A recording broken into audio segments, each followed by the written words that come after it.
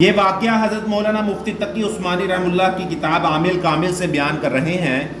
اولیاء کاملین کی نظر کرم اگر بری نظر بندہ کو موت تک پہنچا سکتی ہے تو کسی اللہ والے کی نظر بندہ کو عرش کی بلندیوں تک بھی پہنچا سکتی ہے۔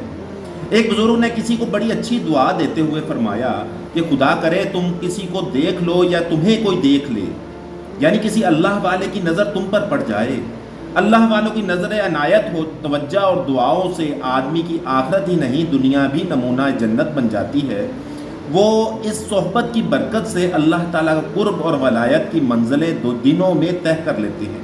حکیم الامت حضرت تھانوی رحمہ اللہ فرماتے ہیں کہ صحبت اولیاء کو جو 100 سالہ طاعت بے ریا سے بہتر قرار دیا گیا ہے، یعنی میرے نزدیک تو لاکھ سال طاعت سے بھی بہتر ہے، کیونکہ اللہ والوں کی چند لمحوں کی صحبت میں کان میں ایسی بات پڑ جاتی ہے جو اعمال صالحہ کی توفیق، حسن خاتمہ اور عقائد کی درستگی کا سبب بن کر ساری زندگی کی عبادت پر فائق ہو جاتی ہے۔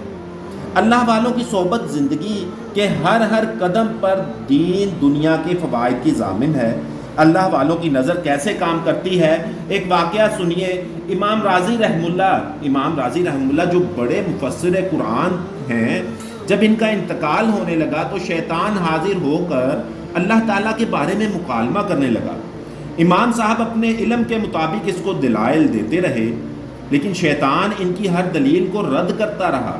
اسی کشمکش میں ان کے شیخ جو اس وقت وضو فرما رہے تھے، انہیں اللہ تعالیٰ کی طرف سے القا ہوا، تو آپ نے وہیں سے بیٹھے ہوئے فرمایا کہ راضی کہہ دو کہ میں اللہ تعالیٰ کو بغیر دلیل کے مانتا ہوں۔ بس امام راضی رحمہ اللہ کا کہنا تھا کہ روح پرواز کر گئی۔ علم و فضل کے عظیم سلطان امام راضی رحمہ اللہ کو اللہ والوں کی صحبت نے حسن خاتمہ سے نوازا۔ اس واقعہ سے یہ بھی معلوم ہوا کہ آدمی علم پر اکتفا نہ کرتا رہے، بلکہ عوام و خواص ہم سب کی ضرورت ہے کہ ہم خود کو اللہ والوں کی فیض بھری نظر کا محتاج سمجھیں۔